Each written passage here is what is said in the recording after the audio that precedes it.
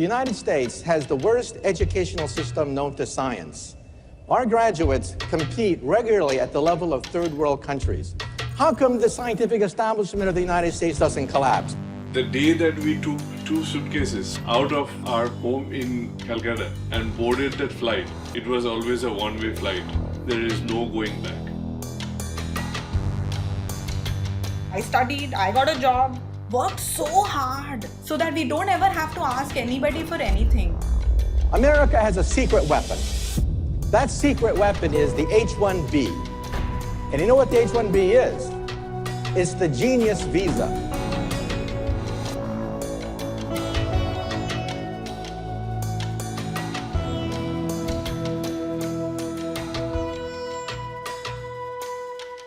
People come in with their bright ideas, but they are forced to work for somebody else. Every time I achieved something was like glass ceiling. The glass ceiling was always immigration. Without the H-1B, the scientific establishment of this country would collapse. Forget about Google. Forget about Silicon Valley.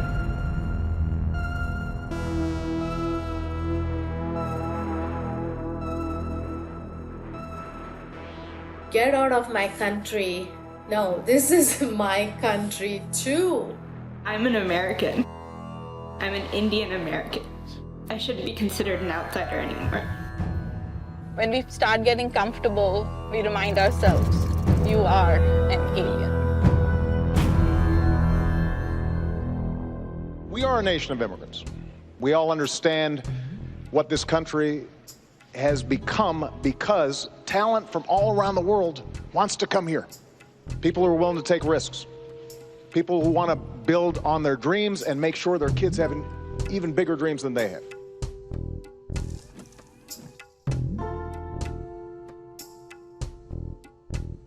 So this is a photo shoot I had for my art engagement room.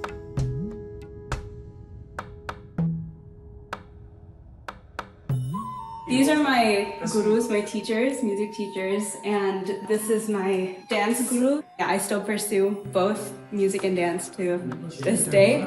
Yeah, I started music in 2008, officially, but my mom was kind of my first teacher. Younger cultures need the older cultures to tell them what it is to live the concepts to the current day lifestyle. It was given to us from ancients and ancients. Place as to how to dress up and wrap yourself, and they say all the world starts here, and then it sort of contains, and then you have to be able to ascend it up. Yeah, so there's nothing wrong. I go out this way to Barnes and Nobles. I go to hospital over the weekends. I tell them, hey, this is me over the weekends, and they respect it. This is Indian, and I think there's nothing wrong to be what we are, yet contribute. That's one of the beauties of being here and then also having such a rich cultural heritage. Okay, I'm ready. I even feel that sometimes these arts are taken for granted there. You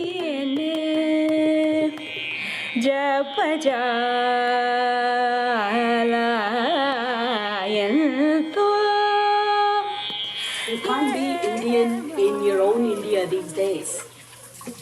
There's a big divide between certain castes that actually segregates people, and that is why we moved.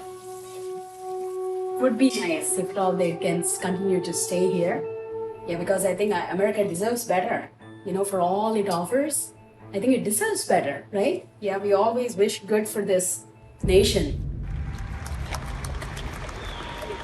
Will you please stand for the Star Spangled Banner being performed by Sister Backlog?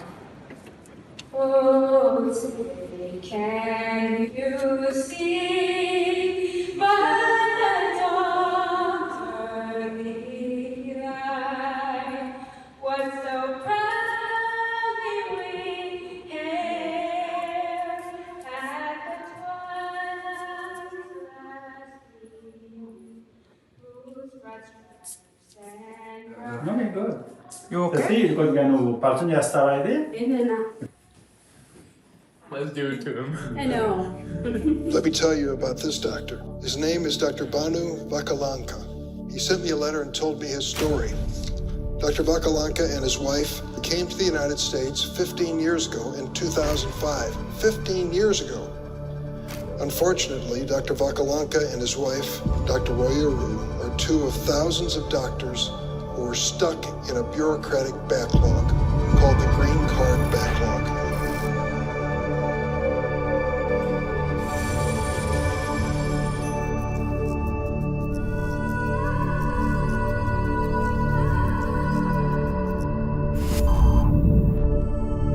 Now their children, who were 5 and 3 when they arrived in the United States, are 20 years old and 18 years old. They grew up in this country, but they're at the risk of aging out in this bureaucratic system. If they reach the age of 21 and have not received a green card, they are subject to deportation. So I was helping proofread the letter that we sent in, and I was like, wow, this is surprising that I'm aging out. I didn't know what aging out meant. When Dick Durbin was presenting it, I was like, oh, aging out is kind of significant because I'm no longer like with my parents in the same boat. I'm like a separate person, and deportation is a very real possibility. She's going to be 21 in August, which is 4 months away. But it's like day by day by day agony. It's getting there, but not yet there. So we are now on that part. August 20th, she cannot file her application. Because? Because she is 21 plus 1 day.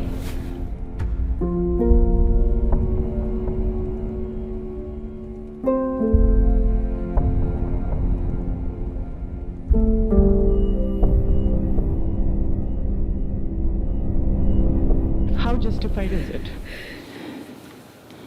It's not. It's not. That's where it's frustrating.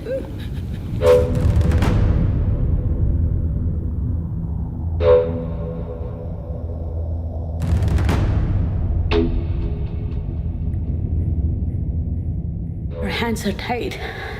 With God, you can negotiate. Can you do that with people?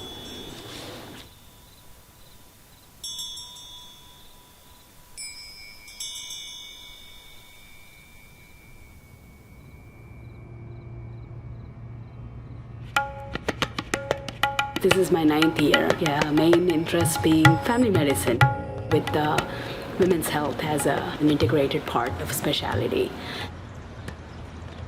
26% of the US nation's family physicians died, during this frontline COVID situation. So being the frontliners, we were asked to volunteer in the ER. There were days where, I used to just distance myself, stay away from the kids. Sounds good. Yeah. I think we have like 21 patients. I know, I saw that. I saw that. Yay. Happy Monday. Happy Monday. Bhanu is a physician himself, and he has to go into the hospital and care and see the COVID-19 patients too. Let's go ahead and give him some buttons. You're walking on a very thin line. Both of us are on H-1Bs.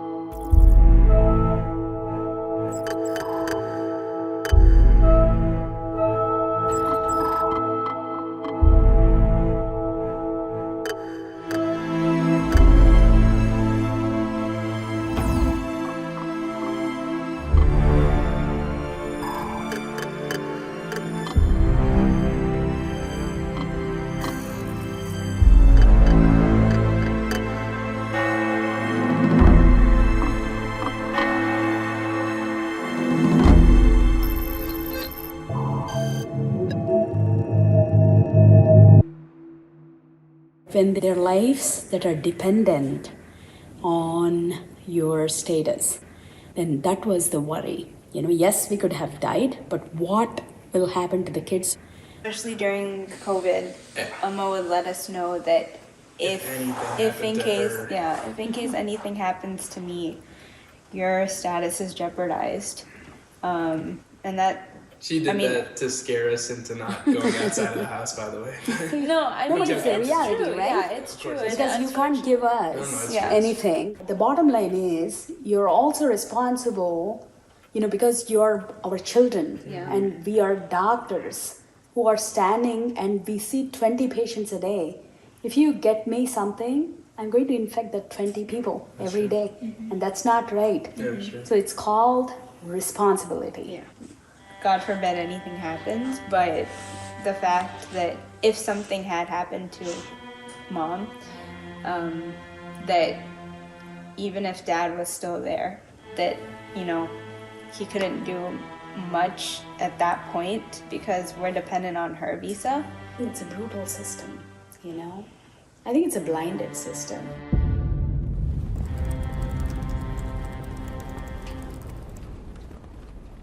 When did you guys get to know that you're on H4 visas?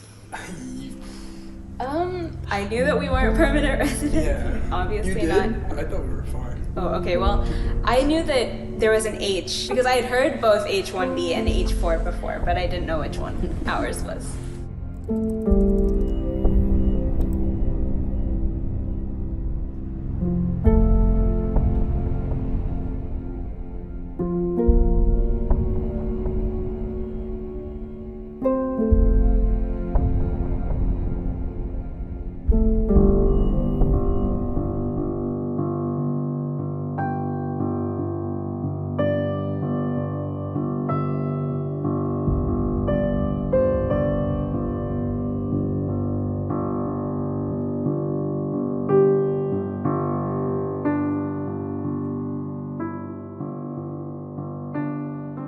In August, before I turned 21, in the first 2 weeks, we're traveling to India to start my paperwork for applying for an F1 visa.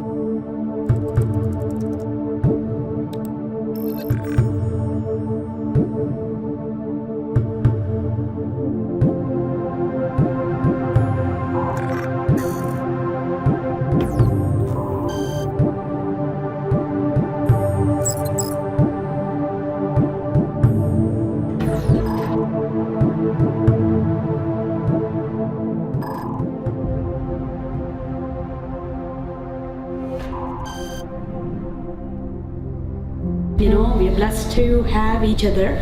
That's the most important thing. And it's a wonderful family, wonderful support, and good kids. Yeah, so they will be good wherever they are. They don't have to be in America. Yeah, but it'll be nice if you can stay closer to Mom. Yes. She's done a really, really good job of guarding me. And I don't really see her break down. Yeah.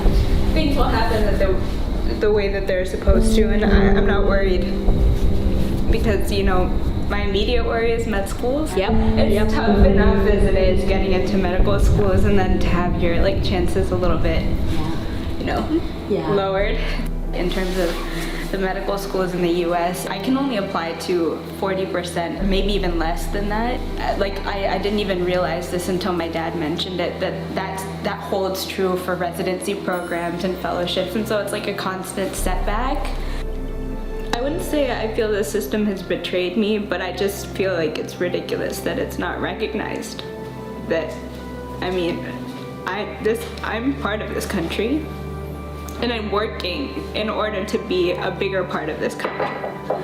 I'm planning to be a doctor, and that's an amazing profession, and I'll be dedicating a lot of time and effort to bettering this country. It'll be fine, Sita. Yeah. There will be some turning points in everybody's lives.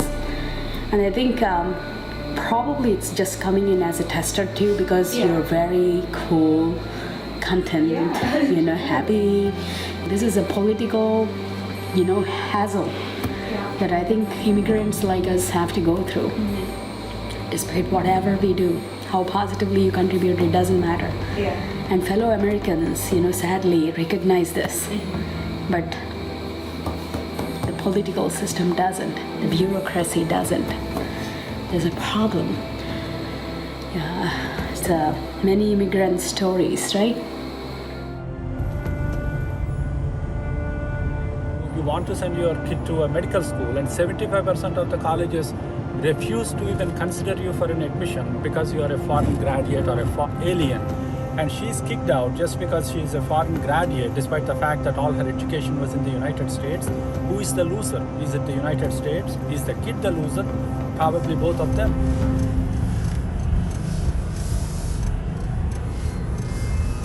This silly backlog of years and years of going nowhere, waiting in the queue, and waiting in the queue not only with somebody who doesn't have 1/4 of these qualifications, but actually being pushed back in the queue because there are other people who came in as a mob who are trying to kind of throw you out because you are 10 people or 1,000 people here who legally migrated to the country, who are trying to do everything by the rule book, and who have done everything possible in order to be model citizens of this country.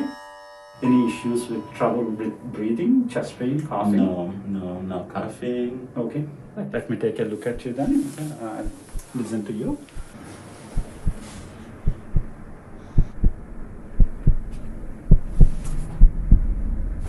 Scans are looking fairly stable. And maybe there is a small increase in the size of your lung mass, but nothing much.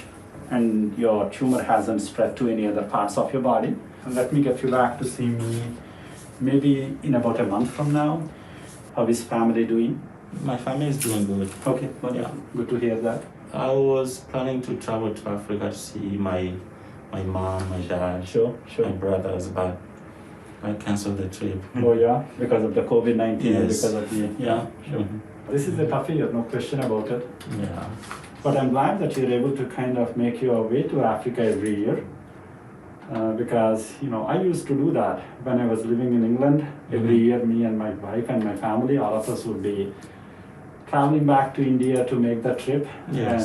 And, no matter where how many years you are here, it always feels different going back to your mother country, right? Yes, yes. Absolutely. Yeah. I'm glad that you're introducing your children to their family. Yeah.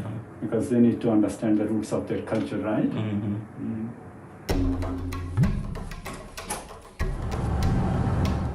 I was at the University of Iowa Hospitals, and I was in my final year fellowship. And then I go to India. When you go there, in order to attend the final rites of your parents, right? You have to go through this big line in the visa consulate in Hyderabad or wherever, and they would try to kind of look at you and make a determination whether you are going to be the next terrorist who is going to plant a bomb on the flight, right? And my visa got stuck for 2 months. My visa was the only visa that was held back. I couldn't travel back with the family. You keep making phone calls to these visa offices and consulates, and you get completely stonewalled. There is no response from there. 10 years I didn't go to India. I hated going to India because I wasn't sure, would I be able to come back? Would I have to leave my kids and my wife back in the United States? And my manager, I still remember, he said, you're better off as an illegal immigrant, rather than being a legal immigrant. And I said, what do I have to do? And he says, yeah, just go across Mexico and then come back. Sad, it's really sad.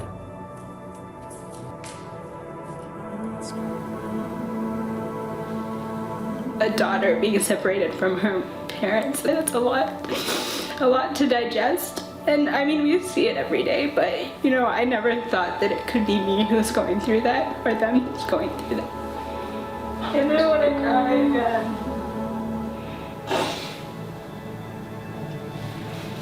It was to, ensure that I'm not any more stressed than I could be right now. I almost feel bad that they had to deal with all the stress, and now that things are, getting closer to the time that I turned 21, I think that everything is starting to feel really real. Yeah. See, I'm getting a baby one. Sita said she's going to take this. I'm going to transplant this summer. Those are daffodils, but the tulips are... Oh. This is home for me. Hopefully in the future I can come back and, live here. That's my dream. Today, tomorrow, and into the next century, our nation is the enduring dream of every immigrant who ever set foot on these shores and the millions still struggling to be free. This nation, this idea called America, was and always will be a new world. I first started growing herbs, but over time I've really grown fond of houseplants. And especially during the pandemic, I've seen how our houseplants have actually benefited from us being home. This plant in particular, actually, the fiddle leaf fig, I used to notice in houses, and I used to always see how tall they were, and I used to think, if you have a fiddle leaf fig, that means you've lived here for a long time. So I've always wondered if I had a fiddle leaf fig, would it even grow tall enough while I live in the US? Because I don't know how long I'll live in the US. So my decision to buy a fiddle leaf fig was a leap of faith.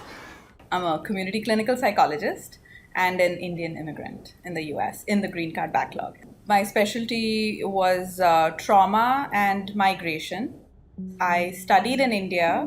I moved in 2007. This was the country where I became a grown-up. During COVID times, World Health Organization has talked about it as well, that anxiety and depression are the second underlying health issues. I was working as a therapist. When the pandemic-related shutdowns just started, my visa was up for renewal. I submitted my visa renewal paperwork in April, and September 2020, my visa was supposed to run out, and so was my work authorization. And September 2020 just came and went, and it's in fact February 2021. I still don't have my paperwork. So all my colleagues were full. Everybody was like booked. And in that period, my clients lost me as a therapist, and I lost my right to work. I had lost my H4 EAD.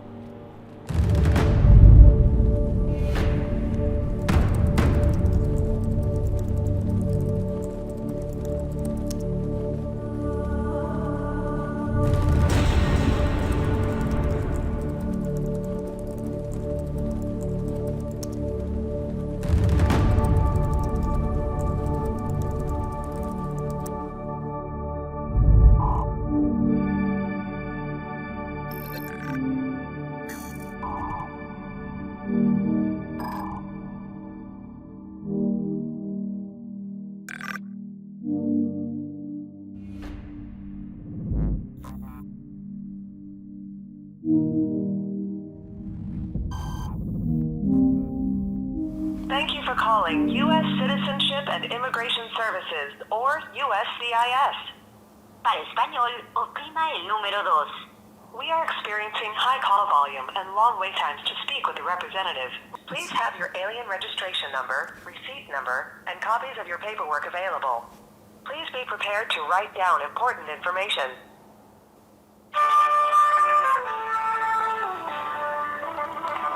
Your wait time for a USCIS specialist is... I have spent sometimes half an hour, sometimes 45 minutes. Besides getting an online status that says they've received my paperwork, there's no movement. My keys, my phone. When I changed to my spousal visa, so it didn't matter who I was, what I do. It's not only you're known as a spouse, but you're not supposed to work. You're forced into financial dependence. I have noticed, at least in my generation, that a lot of women work really hard to not be dependent and trying to not be like your parents.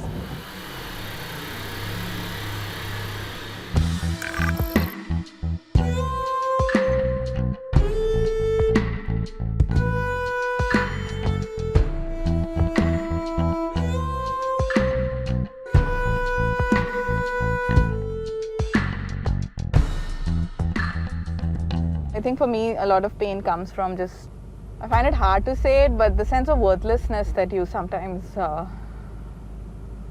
just experience. When we start getting comfortable, we remind ourselves, look, you are an alien. And that's what we're called. You're an alien. A friend of mine happened to say, I can understand now why so many people in the backlog have died of heart attacks. Immigration is the first thing I think of in the morning and the last thing I think of at night.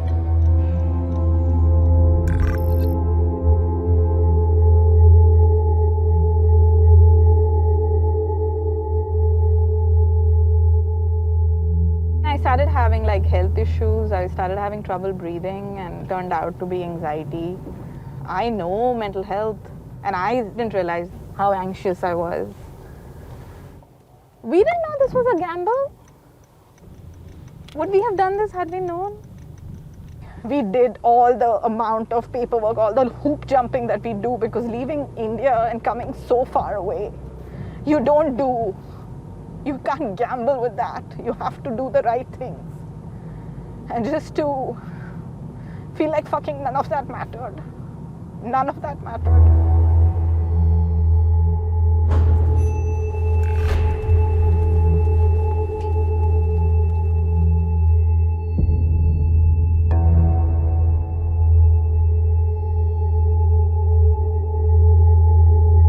You know that political football, when you are the football, it's such a shitty feeling.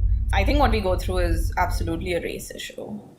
And this I've been even told by members of Congress, that if I was from a European country, I would not have had to fight this hard to get my employment authorization renewed. It is my people who have to go through this. We have received hate. Indians are scamsters. Indians are coding monkeys. Even if I am a coding monkey, excuse me, I get to live here. Yeah, so we decided that we should have a go bag that has all the crucial things we will take in case of a fire. And among the first few things we decided to put in there were of course, our immigration documents. These are all printouts that we couldn't rest on just digital stuff. If I printed out everything that's digitally, it would be like 3 times more than this. Friends of ours talk about like these 5-pound, 20-pound bags that just have all their immigration documents printed out. A few years ago, there was a case of an emergency landing and the air hostess is heard telling people to just run off the plane. And there were all these Indian immigrants reaching out for their overhead lockers. And I think those of us who are immigrants were just like, they were reaching out for their immigration documents. I see that, I hear it. When I lived in Baltimore, I was in grad school. I don't think we had a way of dealing with our stress. This is one thing I learned in Seattle. Herbal tea, and it helps with stress and anxiety. Now I'm very intentional about talking about the backlog everywhere I go because I realize it's not well known. It takes a lot of humility to acknowledge I need help. Okay, let's see. Episode 30, Wellness Minutes, the podcast that invites you to pause and take a deep breath. Hey, got 5 minutes?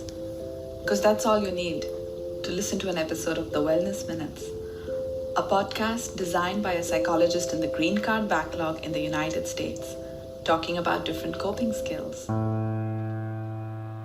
Reading the words of JFK, don't ask the country what the country can do for you, ask what you can do for your country. And I remembered like the next day telling somebody that I feel like my community has been saying again and again, this is what we are willing to do for the country, this is what we have been doing for the country. And we are told to go back to where you came from. And I'm like, do I not serve this country? Am I not one of you? You can't know who Kamala Harris is without knowing who our mother was. Here's what we know about Harris's mother, a gifted scientific researcher and activist. Shyamala Gopalan Harris immigrated to the United States from India. So he keeps calling her Shyamala Gopalan Harris? Catch an Indian person on the street and ask them, how do you say this name? And they would tell you. Shyamala Gopalan Harris. Her mother, if she'd migrated today, Kamala Harris would not have been fighting for vice presidency. She would have been fighting to stay in the country. There was definitely a, wow, this is historic. And also, she was the one who was the Democrat lead sponsor of the bill that would help Indian immigrants like me get out of the green card backlog. And that's the bill that died So the thing is that the death of that bill, closely followed by the vice presidency of its lead co-sponsor, I think the paradox just honestly just never leaves me.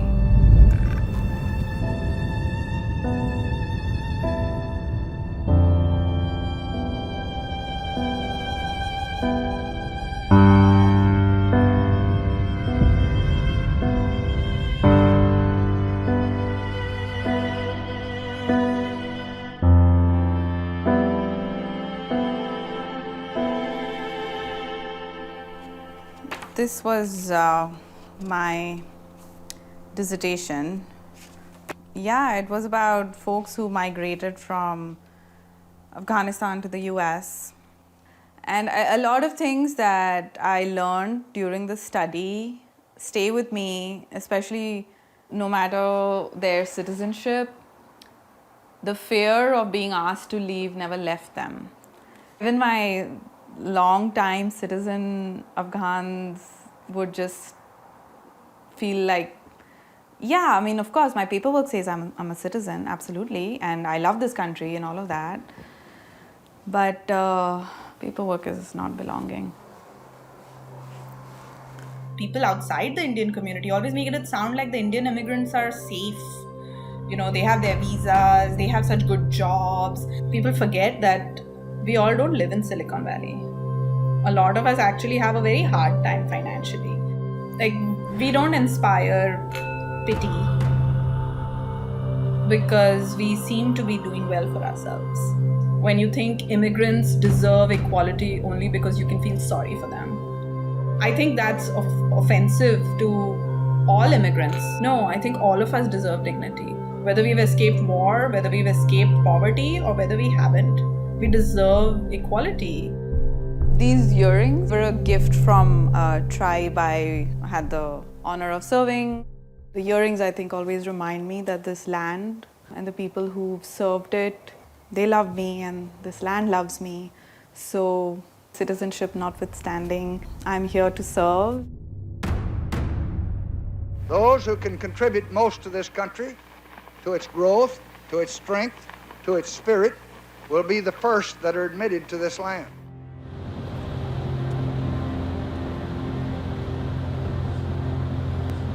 I don't think a lot of people know what they're getting into. There's a glamour of coming to the US, and I think there's this idea of a life that is free from everything that ties you down in India. We have been approved for green cards since 2010. We have not yet received our green cards. We are in backlog.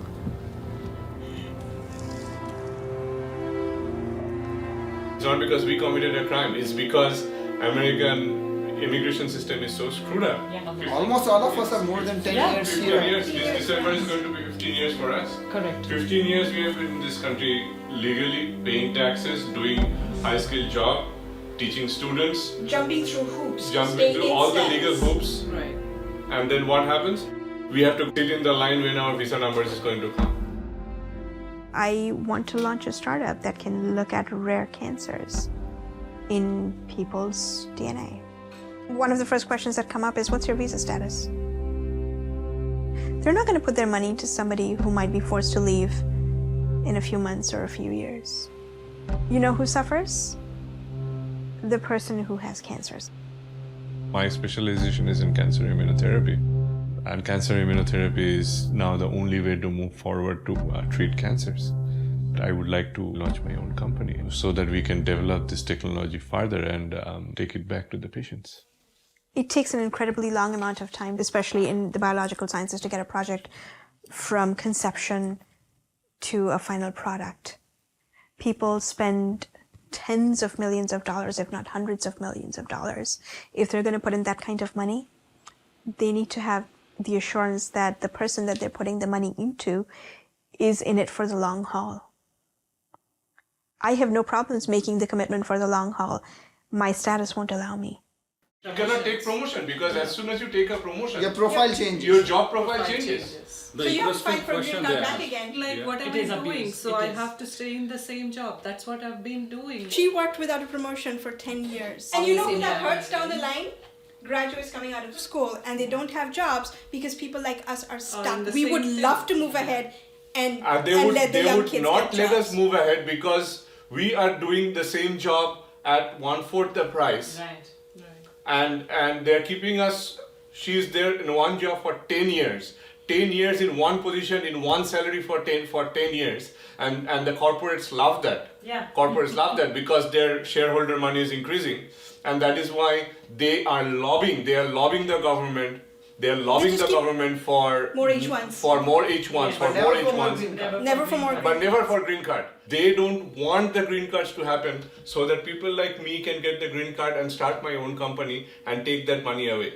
So they want me to go and work for them under H1B visa forever my life and give away my intellectual property to them.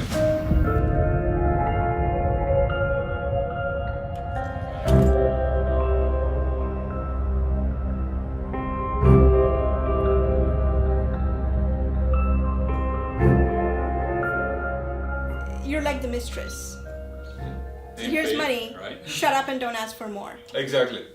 And those guys who are saying that we are taking away American jobs, We don't want to. we don't want to. No. They know very well we are not taking away American jobs. They don't want to talk because again, guess what? Because they're getting paid by the same corporates to maintain this. Why is it a lottery? How does that determine that we're getting the best and the brightest? If it's just a random lottery, how does that determine that Why we're is getting it a the best and the lottery brightest? and not even a lottery? Why is it attached to the job? Why it is attached to the company? Why it is not attached to the person? It is absolutely a human rights issue. You are bringing in foreigners as a commodity. You are treating people as a commodity.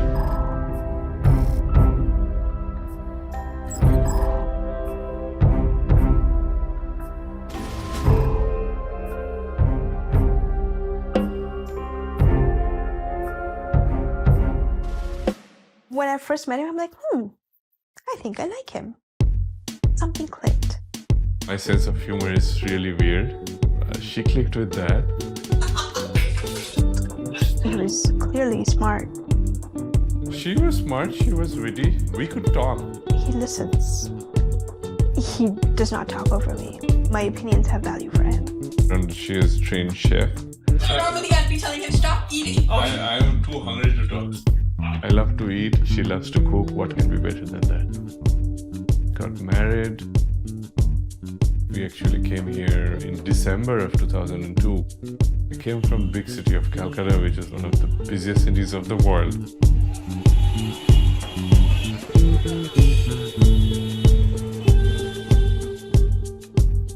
We reached Louisville, Kentucky.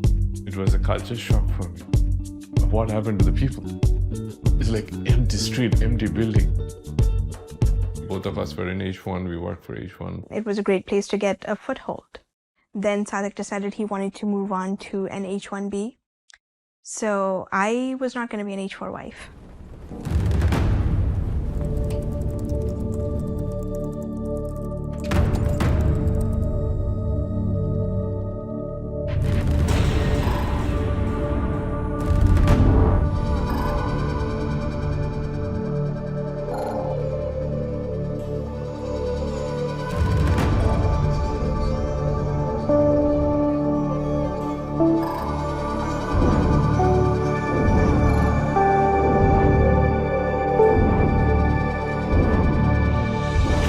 Doing something productive outside of the house is part of who I am. I cannot not work. I get depressed. Between the end of 2014 and the middle of 2016, I couldn't work. It was horrible, but I think this home kind of pulled me through it. I avoided the getting depressed and being sad and being miserable because of this home. It brings me peace, it cheers me up. This is home. Our son is growing up over here. I was honestly horrified when they put it on. You were horrified? What's so horrifying about a t-shirt? Sports camp and Show me. Africa are enemies. That you were wearing the enemy colors? World has come to an end.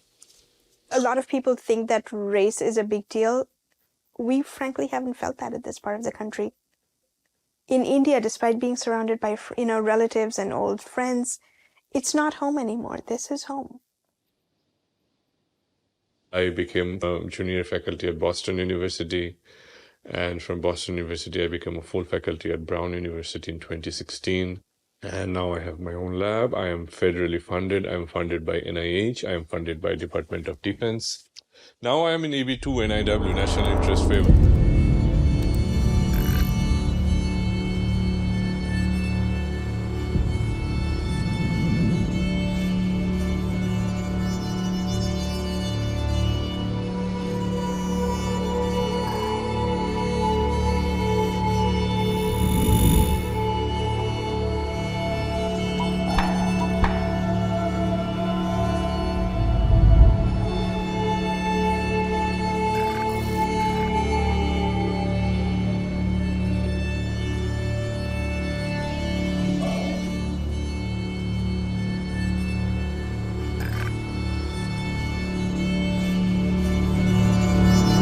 I got approved in NIW before this second EB1 denial.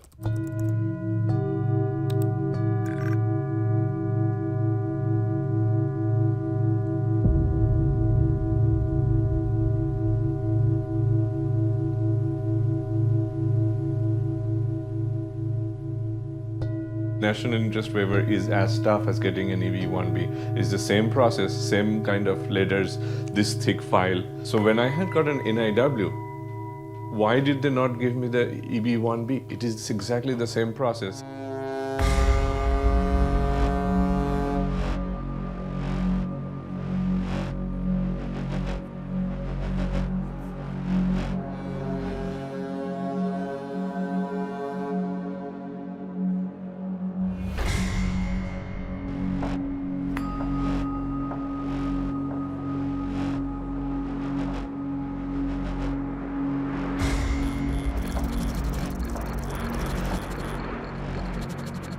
I'm trying to work and I'm trying to give it back to the country. It's always in the back of my mind that immigration issue is lingering. Why it needs to be so complicated? The immigration issue is that country cap, is that 7% country cap to make everyone fair, but it was not to make everyone fair. It was made to make certain people not to come. Not everybody suffers. It is just people from India, China, maybe the Philippines sometimes. I mean, is that not discriminatory?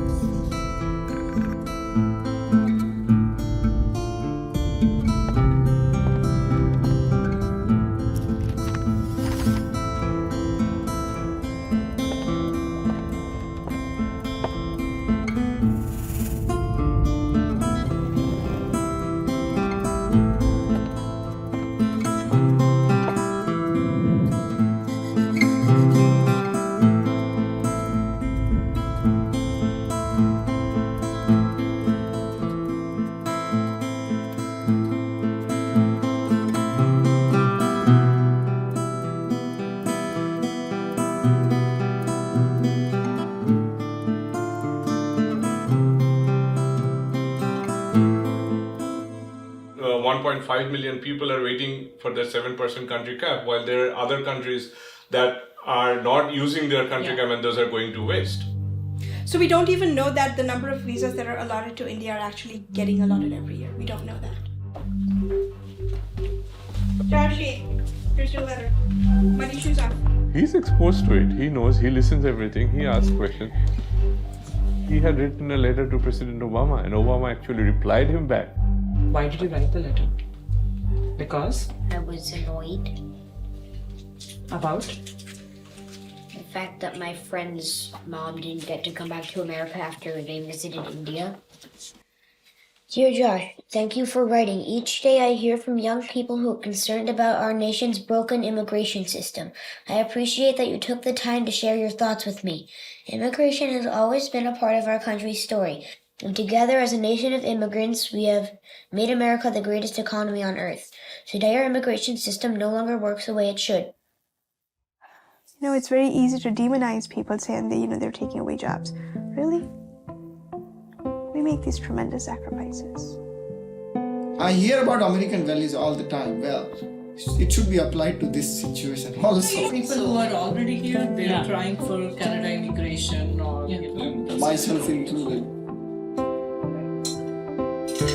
It is taken for granted that these guys are not going to go anywhere if you bring them over here, and it's like kind of, and you pay them whatever you want, and you give them the thing of a carrot hanging of becoming an American citizen. Thankfully, these people now realizing that it's never going to happen, and there is a huge reduction. People do not want to come to the US anymore. A lot of people are moving to Canada but keeping their jobs here. Working remotely. Got it. Yeah. So they're still working for a US company but not paying US taxes. I mean, it's boneheaded. It's just stupid. Asking the question that why am I here if other countries are really welcoming? I have no idea how long this circus is going to go on. There is no way I can bring my parents to here to take care of them. Yeah, there's like in America, it's not even possible, right? When was the last time you visited your home country? 2012. 5 years. Yeah. Have they been able to visit you? My parents? No.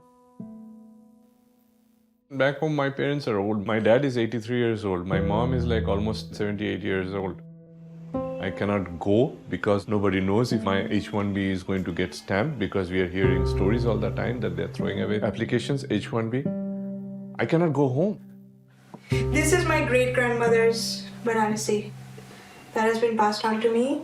My mother wore it for her, we call it Ashirvad. So my mother wore it for her Ashirvad, I wore it for mine. And I believe my grandmother wore it, I'm not quite sure. In 2011, you lost your mom and... I couldn't go.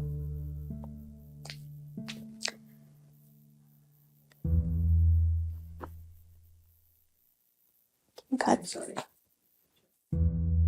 It was essentially making a choice between, did I want to risk traveling to India to be with my brother and my father, and risking not being able to come back in, or make the choice to stay and not go and be with my husband and my son. Indications were that if I left, the only way I would be able to come back would be on an H-4. I would not be able to work, and at that point in time, that was a financial consideration, right? So I couldn't make that trip. I had to make that choice, and I hope nobody ever has to make a choice like that again. This is what the immigrant life is. Thanks to each wave of new arrivals to this land of opportunity, we're a nation forever young, forever bursting with energy and new ideas, and always on the cutting edge, always leading the world to the next frontier. This quality is vital to our future as a nation. If we ever closed the door to new Americans, our leadership in the world would soon be lost.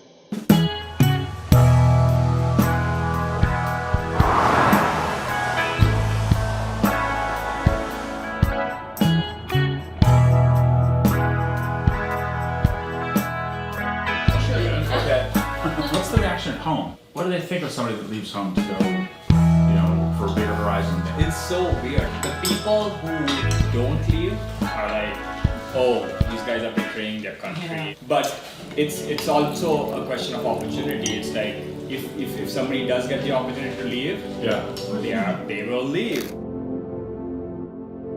We didn't have enough money for food. When you're applying for a visa to come to the US, how do you show that you have enough financial funds to even get here, right? You have to actually show funds for 2 years. How would we justify that a school teacher who's making 1,400 rupees a month could afford a Texas A&M master's tuition? That was probably the worst time of my life because I just felt helpless. It's a different kind of desperation. We thought, well, maybe we could ask my grandfather to be the sponsor, get all the money from friends and family, but he had to basically sign on a paper and say that I'm financially sponsoring her. And I remember literally breaking down in front of him and saying that I won't be able to go to the US, something that I've tried for the last 6 years and planned, and it's just this one signature. The actual visa interview was so anticlimactic. I came out and it's like, I'm going to the US. I'm finally going to the United States. I was going to create my own destiny, that I was going to create my own future, and I was no longer going to be helpless. I came here to do my master's in information science at the University of Pittsburgh. I remember at that time I paid $12,000 a semester. This was back in 2002 when I think residents paid $2,000 or $3,000. I was lucky enough because my parents were well-to-do enough to be able to afford to send me, at least for my first 6 months. I actually came here for a master's in biomedical engineering. My mom was actually there for my dissertation. Congratulations, Dr. Desai. This is the first time someone calls you doctor. That means that you've got. So I ended up getting the PhD in biomedical sciences with a specialization in cardiovascular physiology.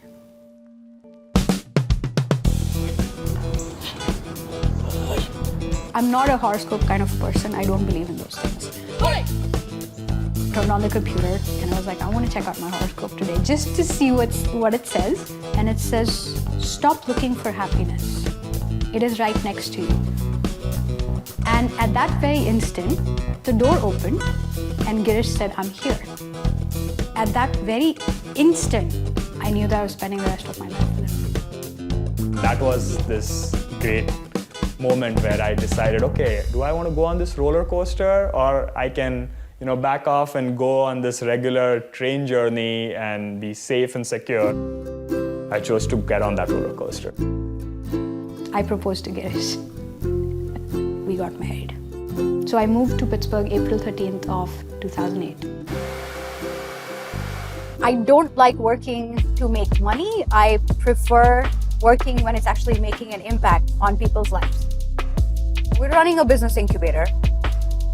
So let's go up front and I'll talk a little bit about that. In a business incubator, it really depends on how the incubator is set up. The way we are set up is we provide space, coaching. We really train them on how do you develop your business.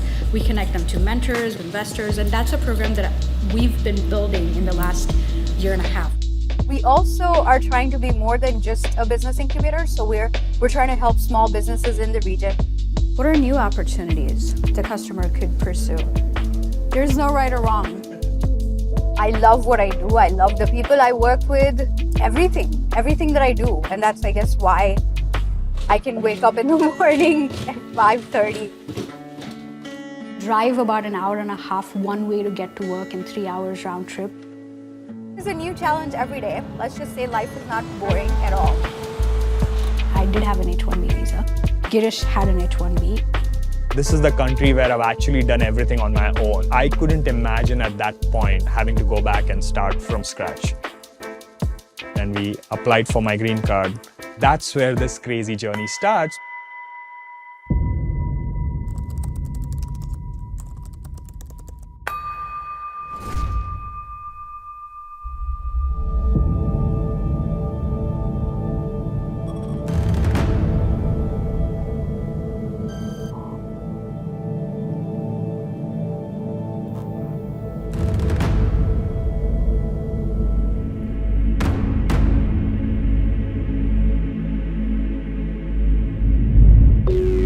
Sad thing is that it was stuck in audit without knowing anything.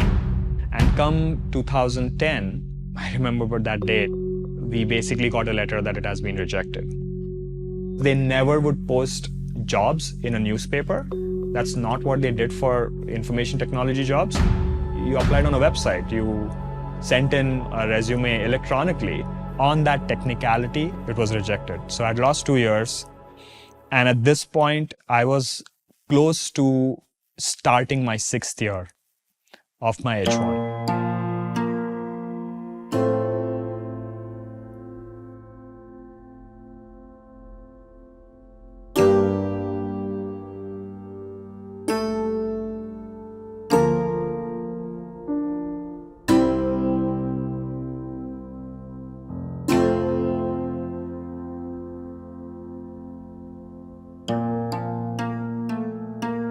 It was terrifying because if I didn't start another green card process within the next month, I would have to leave the country.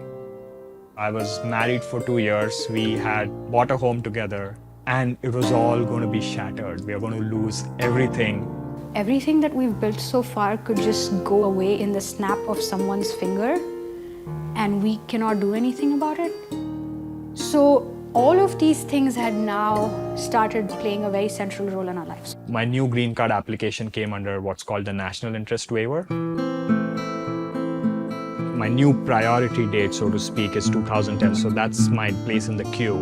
Right now, they are processing cases in 2007 or 2008, but that doesn't mean much because the dates might not move at all for years, or they might even retrogress or go back.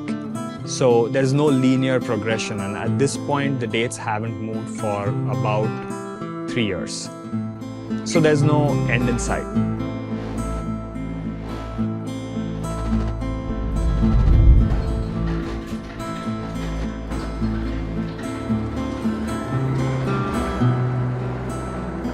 I'd spent enough years at my job. I was feeling a bit restless. I couldn't move because, hey, I'd applied for my green card. When you are in the process of a green card, it's very difficult to change jobs because the new company has to start the whole process all over again. Because of that process, I was trying to do things on my own. I was dabbling in building iPhone apps. That was the new thing then. This was an idea that Kay came up with. It was so difficult for her to shop online because she didn't know what size she should use for which brand. We built this app, we had about 500 brands in there, and then you could come in and select any brand and you could provide your size in at just one of those brands. It would automatically calculate your sizes in the remaining brands. So you never needed to guess. We got 35,000 downloads in a few weeks. It got selected by Apple. It was on iTunes, like top 15 apps. We had people that connected with us that were interested in buying it. Yeah. From China, Taiwan. We had to say no to everyone because we couldn't monetize We a couldn't. dime. We were just not allowed We were to just make not- any money out of it because of our visa restrictions. Yep. I think about 6 months, we saw somebody, it was a play on the name of the app. I mean, our app's name was What's My Size? But it was very similar. Yeah, something like What Size Am I or something. Yeah. And we actually checked them out on the App Store and we couldn't believe it. They had literally copied the exact design. Should I spend money trying to defend my idea when I don't know when I might be able to reap anything out of it? Because if I cannot start a company, what am I going to do? I just have to give it away for free. I just couldn't find a way to make it work. I had to give it up. This story is repeated so often, and I think it's the biggest IP theft that is going on today, because where does those ideas and the IP goes? It goes with the company that they're working instead of something that they can make something out of. Everybody talks about, immigrants creating jobs, and while that is true, nobody says that you cannot create jobs directly on an H-1B, and you're not allowed to run your own business. What a green card would do for me, it would let me work for my own company, work for myself. 2010 is when my dad passed away. We decided we'll take a trip to India. We had to renew our H-1Bs at that time. And I went for the H-1B visa interview and I got the 221G, which essentially says that due to some additional administrative processing, we cannot give you a visa right now. So you're going to have to wait until we finish that processing. What? Like, how can they even do this? I had an approved H-1B in my hand just to get a stamp to come back in. I was in India for 3 months, just waiting.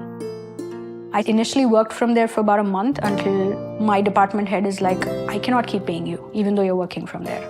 He's like, I've never heard of this happening to anyone. One person in a visa office in Bombay can just say, we need more information, and your entire life can pretty much fall apart. It's suddenly hitting you full frontal that I really am not in control of a lot of things that I felt I was. I came back in January. Let's just take a breath and, wow, this could happen anytime, right?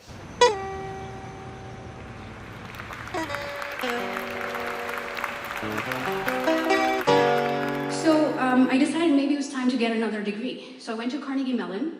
Carnegie Mellon is this school where, and I promise they don't pay me anything to say this.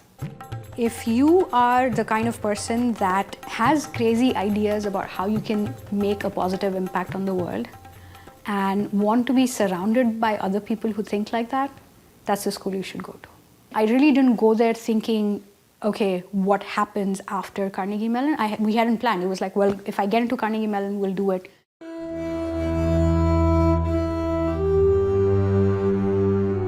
I got a job offer within my second semester as I was having coffee with the CEO of a boutique consulting company in New York. I was like, okay, maybe I could go to New York in January of 2013. Because he knew about the whole H-1B process. And so he's like, well, I've heard about this thing called the OPT, and so you probably have to get on that. And I said, yeah, I'll make the application.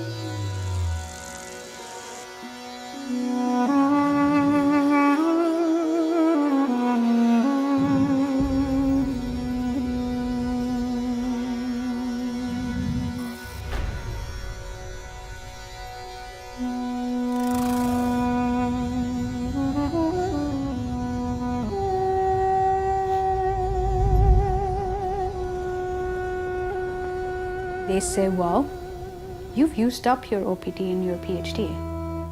You don't get a new OPT if you're doing another program that's at a lower level than the previous program. What? Like, so how am I supposed to, when I graduate, how do I look for a job? Like at that, like, I want to know, how do I look for a job? Just because I did a PhD and I got a year of OPT, if I do my master's and I don't have a job, what happens? And they're like, well, you have to find a job before you graduate because you don't get any more optional practical training period. It was another blow. Wait, so how can someone apply for an H-1B in fall when the visas have already been allocated? This person who's the CEO is going out of his way to give me this position because he really wants me. He wants me to start in January. How can I actually be there in January when I don't have an OPT and I cannot apply for an H-1B visa until April, which if you do get selected in the lottery, you start in October. Did you have to give up the job? No, I didn't. He was so committed to wanting me to start that he said that I want you to start as a volunteer and we'll pay you after you get your visa. For how long did you have to volunteer for them? Pretty much from January until October. Shankara. We both love working towards a goal. It's over within just 5.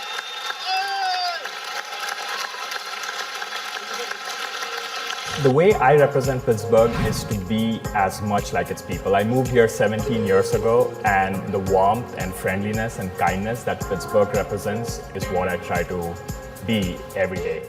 You present us with a challenge and it makes us both happy. Well, not immigration.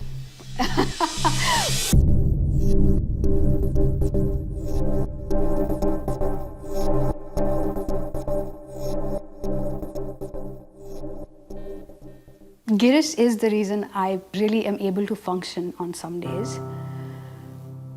I have this incredible rock in my life that helps me get through the struggles, and we're getting through all kinds of struggles together, and he is that rock.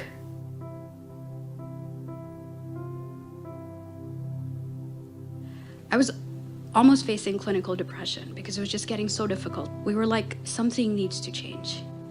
We wanted to be American. We wanted to make this country our home, but this country doesn't want us, clearly. We can't keep limiting our dreams. If I knew that I would be facing a 15-year wait before I would be able to do something, I would probably have not chosen the United States. Then I didn't care. United States was the same as Canada or Australia or any other country.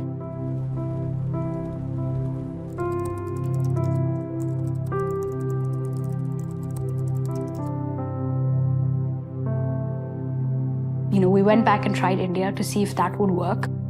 That ship has sailed many, many years ago. We were so American that we felt like we didn't belong in India. 11 years, right? It would do that. And within 10 months, we decided that we're coming back to our jobs and to Pittsburgh. We are doing advocacy because we think we can help at the grassroots level, talk to senators, talk to congressmen. I'm not even sure if we have any leads anymore. I honestly don't think that we need to be very innovative in fixing the immigration system. Everyone that comes in gets vetted. When you get an H-1B visa, when you get a student visa, we go through so much scrutiny. And use that scrutiny, use that same time that people are spending to evaluate a person to then just say, if you're in, we're going to put you on a path to your green card and it's going to happen automatically in X number of years, and just make it easier for the people that you've already vetted. Don't make it harder and harder and harder. Immigration has always been essential to America. Let's end our exhausting war over immigration. For more than 30 years, politicians have talked about immigration reform, and we've done nothing about it. It's time to fix it.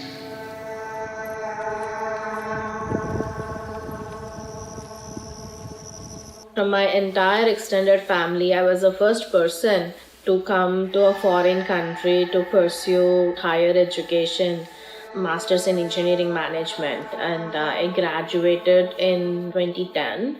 And then I worked for a little while being on OPT. And then in 2012, I went back to India. I was the first to tell him that I love him, and it took him by surprise. By then, both our families knew about our relationship, and it was certain that I would be getting married to Srinu.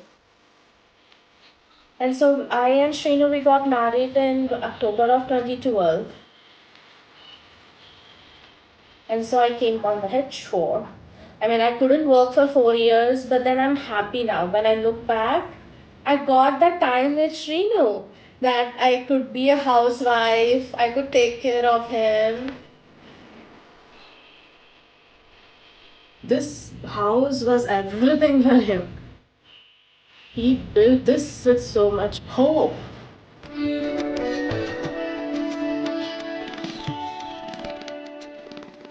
I know the H-1B very well, and it's something that I frankly use, and I shouldn't be allowed to use. We shouldn't have it. It's unfair for our workers, and we should end it.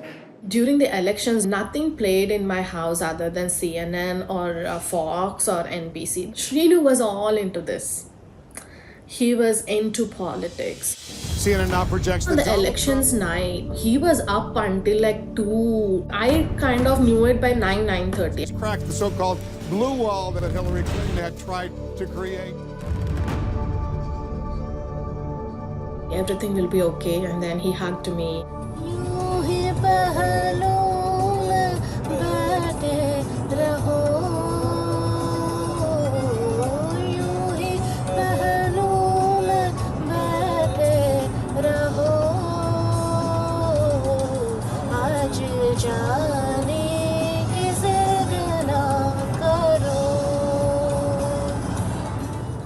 That day it was like 70s, and so I was like going home from work, and then I texted him, the weather is so nice, it's been a long time, like maybe we can have some tea in the backyard. I don't think so he ever saw that message because his phone died. And when he did not come home, I felt like he went to the happy hour. Kuchi Botla, an Indian-born engineer, was shot and killed in a Kansas bar Wednesday night.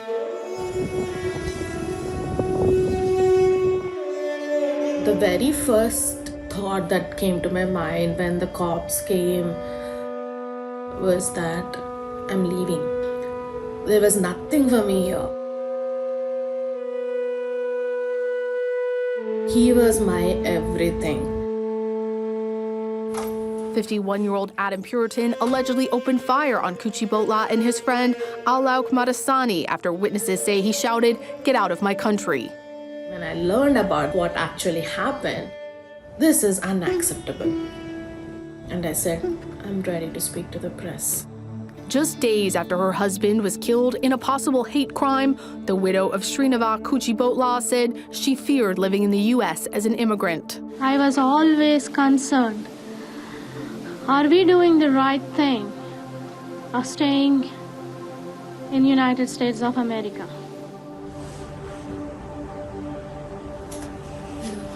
Are those travels with Srinu? Yeah, most of it. Yeah, Key West, we did together. This one was also we did together. Vegas, we did together.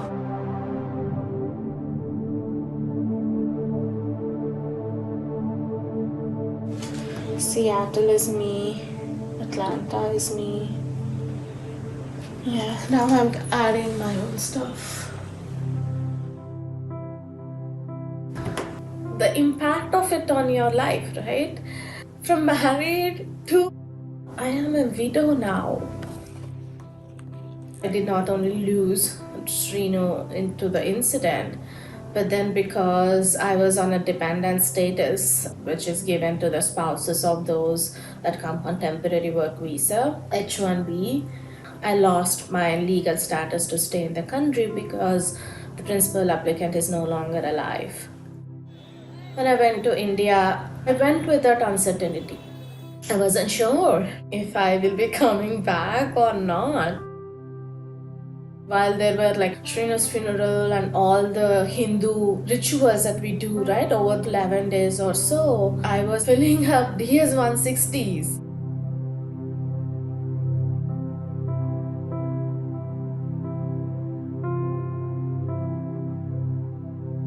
Am I forgetting the fact that I lost the most important person in my life?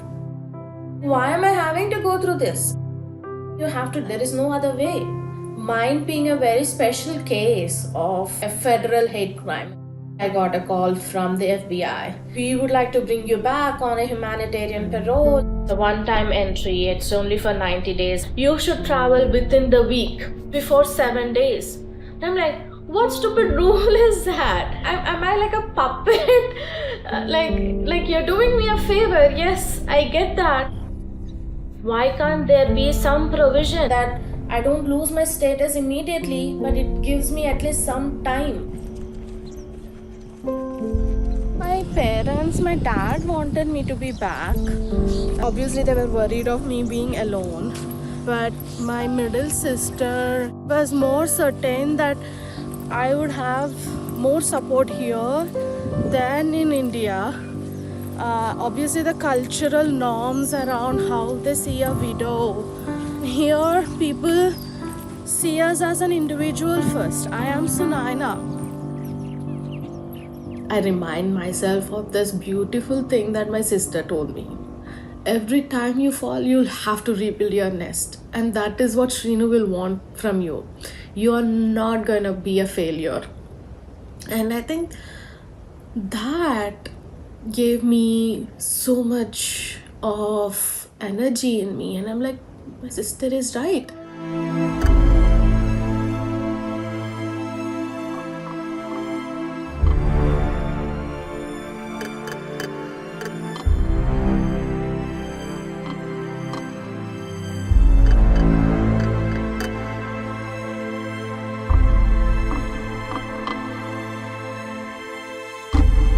Me coming back, it's itself like the answer that I wanted to give this person. Had I would have gone back to India, then I would have been like, I made that guy win.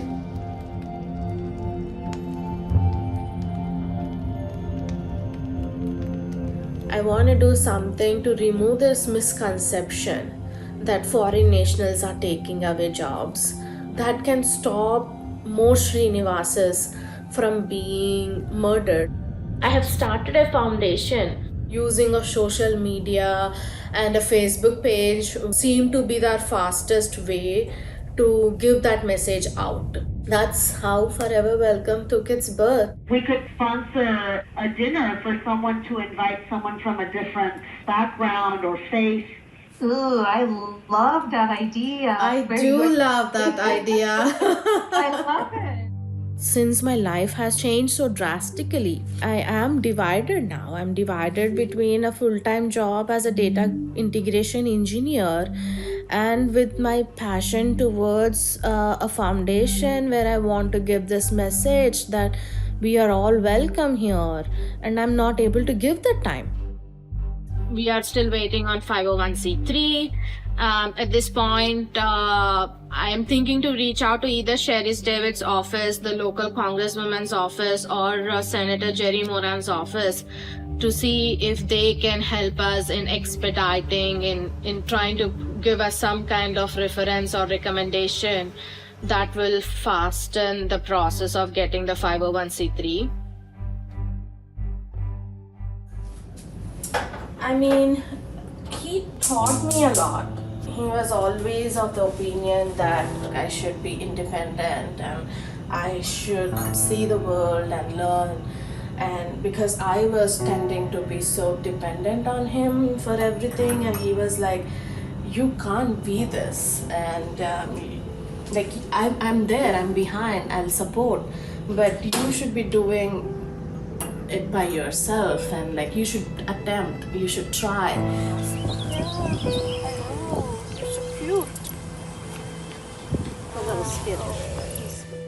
His role in my life has been, like, I can't express it in words.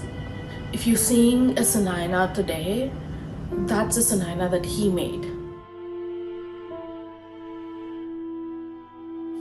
I know I don't have that chance anymore, but I wish I had to show him that how much I loved him. And I think this is how I'm trying to show him that how much I value him and his place in my heart. I want to give my full time to the foundation, but my status in this country is because of the job that I do. I can't quit my job. I can't focus on the foundation. I can't make any other changes. If I want to move out of this place, if I want to adopt a kid, if I want to do anything, everything is tied up to my status. Having the green card, it gives me that option to make that choice in my life. Well, right now, I'm unable to make those.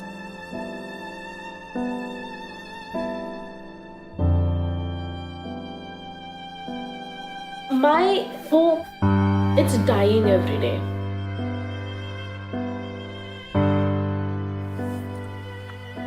What's that? That's my green card. Do you have yours? Yes, there After you go. 18 years. 18 years in the US with a PhD, 3 patents, and then finally the green card. You know, we had waited so long that it was almost anticlimactic. Yeah. It was a relief. I wouldn't say this was like a very... It was not euphoria. It was not a euphoria. It was a relief.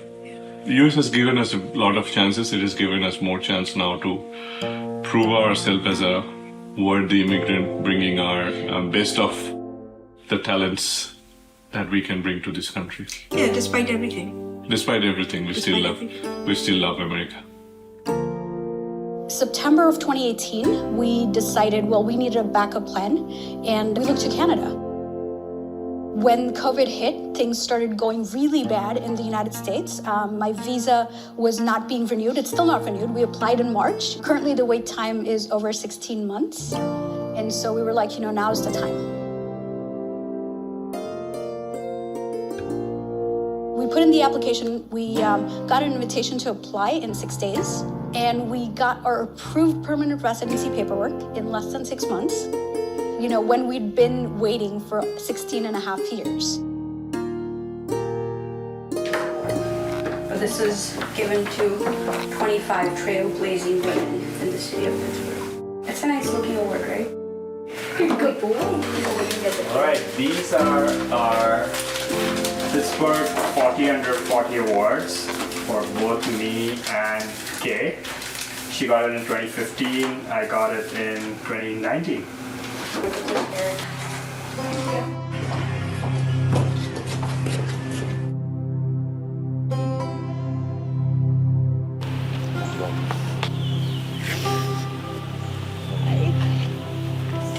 guys better come across that border as soon as it opens.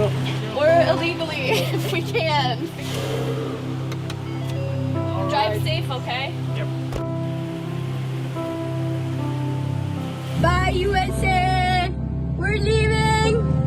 I remember during my study discovering how complicated it is to call yourself American. It's an act of courage sometimes to say, I am American.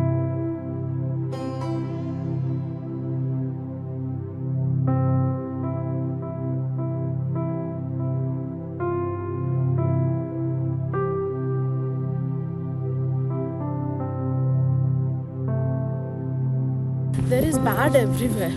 I think you'd have to always focus on the good, and that's when you'll start liking that place or making that place as yours.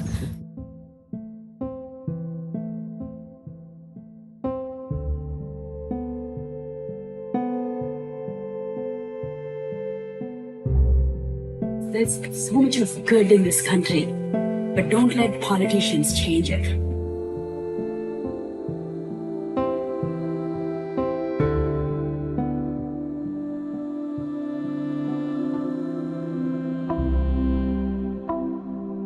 Do you guys feel you have won?